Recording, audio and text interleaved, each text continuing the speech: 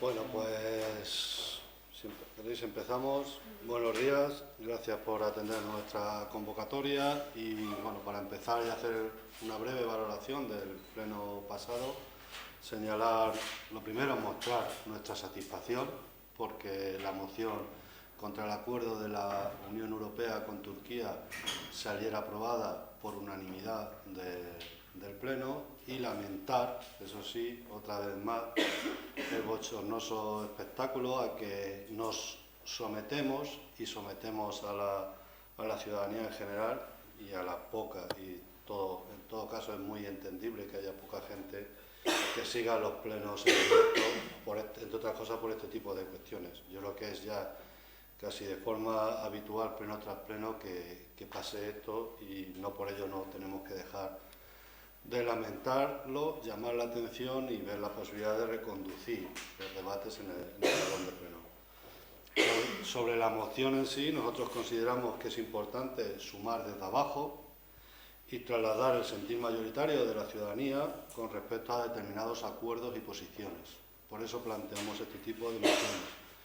A nosotros se nos viene a la memoria, y lo decíamos en el salón de pleno, la ley antiayuntamientos, que hoy está suspendida en algunos aspectos por el Tribunal Superior, la moción para declarar Valdepeñas libre de fracking, que hoy, por ejemplo, Castilla-La Mancha ya tiene legislación para no permitir el fracking en su territorio, y España también la está planteando ya, o por ejemplo, por un momento como este, en el que da plena actualidad, la moción para paralizar, o en aquel caso era paralizar o derogar la LOMCE, que ayer fue aprobada por el Congreso de los Diputados, etcétera, etcétera. En ese sentido, podríamos señalar más mociones. Señalaros también que de forma muy mayoritaria, yo creo que en el 95% al menos de las mociones que presentamos, nosotros siempre presentamos medidas o propuestas de calado municipal. En todas las mociones llevan un punto o algún apartado que sea de calado municipal. Por lo tanto, sí entendemos que afectan o comprometen al municipio en este sentido. Y en este caso, la propuesta que llevábamos era reiterar el acuerdo adoptado en octubre del 2015, confirmando nuestra disposición a ayudar y acoger como ciudad refugio a las personas que huyen de la guerra.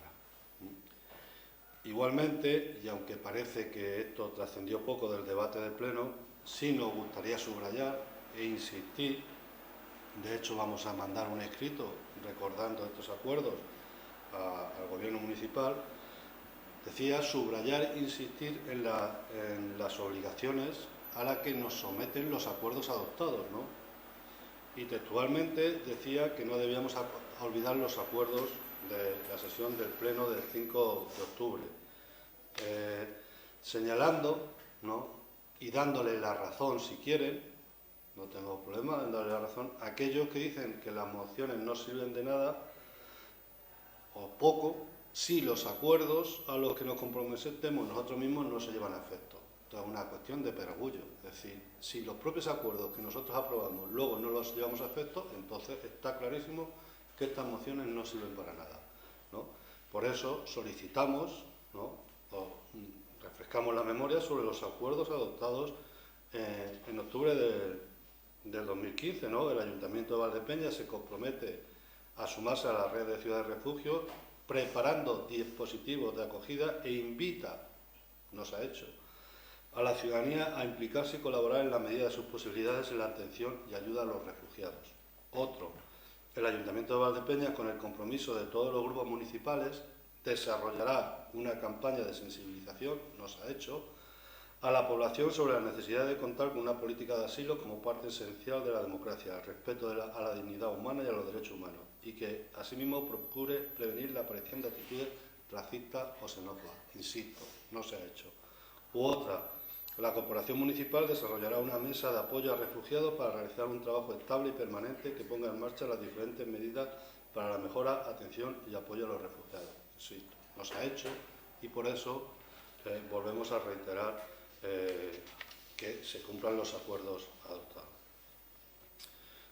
Del Pleno poco más, algo que queráis comentar algo.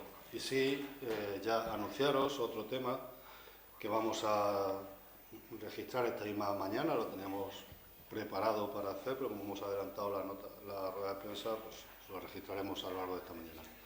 Tiene que ver con el Plan Extraordinario de Empleo de Castilla-La Mancha. En estos días se está publicando la lista de admitidos y incluidos a los diferentes planes aprobados en este ayuntamiento, ¿no?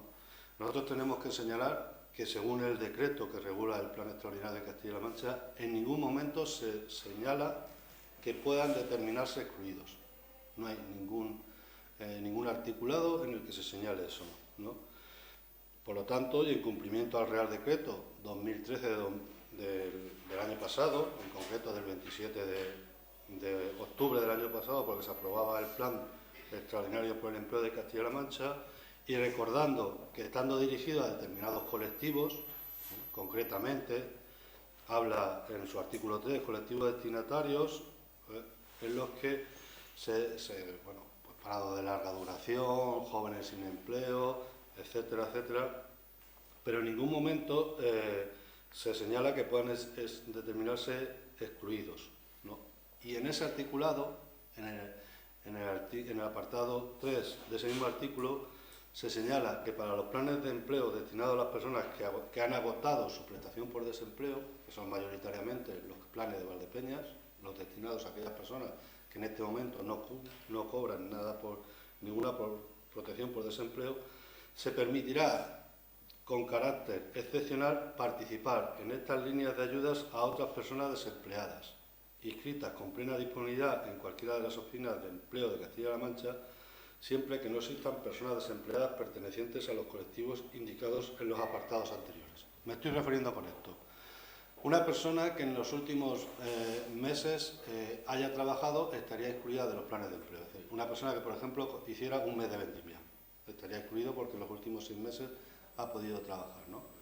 Bueno, pues lo que dice este apartado es que si no hay nadie, si el cupo no se cumple con la gente que cumpla este requisito, sí podían entrar. Primero, da prioridades, pero no excluye. Algo que además entendemos que se tenía que haber notificado o que de alguna manera se tenía que haber anunciado, porque habrá gente que simplemente a la vista del articulado general no ha solicitado formar parte de los planes de empleo. Hay un articulado general que dice que si has cobrado prestaciones en los últimos 6 meses no se puede optar a ellos y se ha quedado, ¿no? Por lo tanto, lo que venimos a decir es que en caso de que haya personas, que en caso de que no haya personas que cumplan los requisitos anteriores, se tenga en cuenta a los demás desempleados y, por tanto, los actuales, si renuncian o cualquier situación circunstancia se pueda dar, se deben volver a valorar todas las solicitudes, no las solicitudes que ya se han excluido. Y luego también deciros, para terminar, anunciaros ya directamente un ruego que vamos a hacer en el próximo pleno, y es de cara a la contestación que se nos dio con el tema del cumplimiento del pliego de la concesión administrativa de la antigua bodega de los Llanos. Bueno, pues el ruego que presentaremos es exigiendo, lo señalo así, al concejal delegado de Cultura, don Manuel López Rodríguez, que cumpla, él que tiene la obligación porque tiene la responsabilidad, que cumpla y además haga cumplir el pliego de la concesión administrativa de la antigua bodega de los Llanos, que en ocasiones no se está cumpliendo. Y me estoy refiriendo en concreto, los horarios y la oportunidad que pueda tener cualquier vecino de Valdepeñas o cualquier visitante de Valdepeñas en visitar las cuevas o visitar la propia bodega.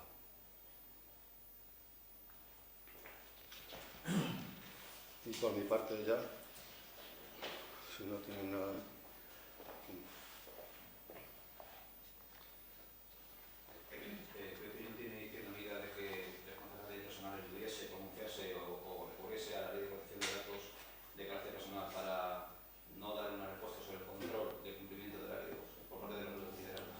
Bueno, pues la opinión nos remitimos porque es igual, y de hecho los compañeros del grupo lo comentamos durante la sesión plenaria, es el mismo caso que se nos dio cuando solicitamos la relación pormenorizada de las facturas de teléfonos en el año no me acuerdo si fue el 2012 o 2013, y en la que se nos negó por causa parecida, ¿no?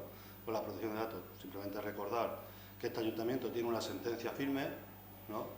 En la que se le obliga, de hecho tuvo que pagar las costas, se le obliga a darnos a tener acceso a esa información. Es decir, una cosa es a terceros, la ley de protección de datos limita a terceros, pero yo como concejal o cualquier concejal de este ayuntamiento tiene totalmente permitido el acceso a toda la información generada en este ayuntamiento. Otra cosa sería la responsabilidad mía, personal, si a mí se me da una información y yo la saco a terceros.